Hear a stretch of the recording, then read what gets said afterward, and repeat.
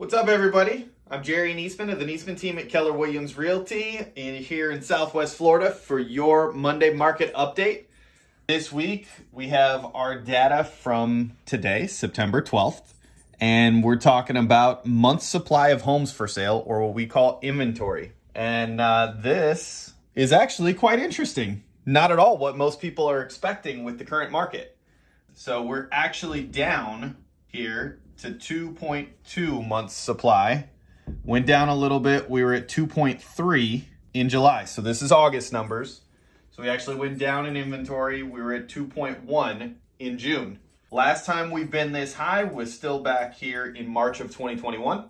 But we're actually trending back down in inventory rather than up as most people think we're headed. So you said it was very interesting. Tell me why it's interesting or why you're surprised by this. Well, I'm not surprised by it, but it is interesting that a lot of the people that we talk to on a daily basis are saying, waiting for the market to crash, I'm waiting for the market to crash. So how is this? The reason it's interesting is that if the market were going to crash, this would be climbing drastically. Oh, because that means homes are sitting on the market longer, we're selling much fewer than we're listing. And that's not the case. That's not what's happening. What's happening is what I expected would happen, which is we were going to see an increase in inventory because interest rates are going up. Prices have gone up so much. It has become less affordable for many people to buy. But there are still many people that need to buy and many people that want to buy.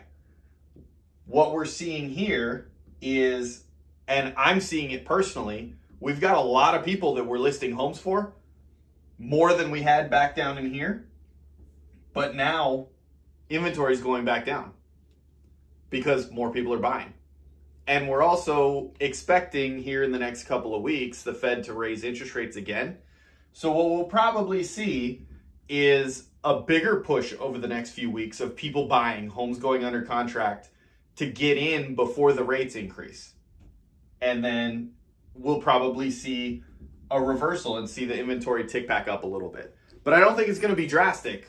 We'll see the inventory tick back up once rates go up because it'll shut buying down a little bit. It'll shut refinancing down a little bit. And then we'll see it taper again. So I think we're going to see a bit of volatility and kind of stair-stepping in what this will look like. It'll be interesting to see. What does this mean for sellers? Does this mean, woohoo, my house is worth $50,000 more? It does not. Because of the affordability issues in terms of prices have gone up drastically over the last few years. Interest rates have now gone up drastically over the last few months. The payment for buyers who might be interested in buying your house has become much more difficult for certain people to swallow. Meaning, in terms of how it affects you as a seller, it still needs to be priced really, really well. It needs to be priced aggressively so that yours is the one that gets sold versus the others that sit on the market. So we want to make ours more attractive than everything else that's out there. Because it looks like in the past quarter, things have trended to sit longer, yes, if I'm reading this correct. Absolutely. Now, average months of supply,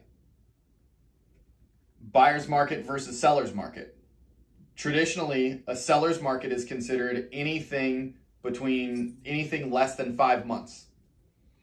A balanced market is between 5 and 7, so let's just call it 6 roughly. And then a buyer's market is anything more than 7 months worth of supply. Sure. So the market as a whole indicates at 2.2 that it's still actually a pretty strong seller's market, but we've got a lot more inventory than what we've seen over the last, 2 years, basically. And if you want to stay competitive as a seller, we need to be attractive. And what Usually the best way to do that is price.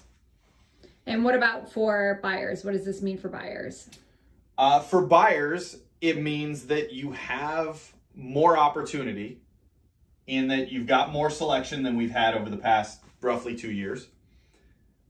But you still need to be competitive and aggressive when you find the house that you want, because the house that you want is probably the house that other people want too. So pre-approval before you go shopping. I never remember the difference. What's pre-approval versus pre-qualified? Break it down for me. So pre-qualification is... I never remember. Basically a pre-qualification.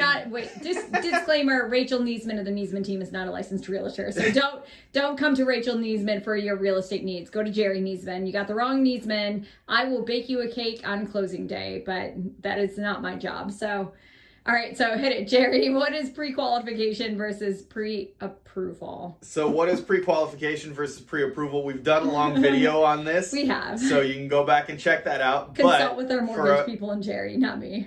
But for a quick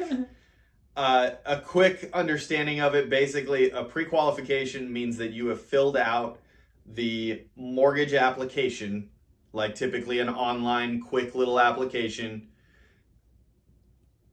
what you're looking for versus what you put on your application is accurate, then you're pre-qualified. It's a piece of paper that says that you're pre-qualified. So and that's what you need to do to go shopping. You don't need to here's my pay stubs. That's the basics. That's the quickest, easiest way to be able to go start looking at a home. But you do want to do that. But a pre-approval means that there's more in depth, that the lender has pulled your credit, they've looked at your debt to income ratio, they've done a little bit more detailed homework on it.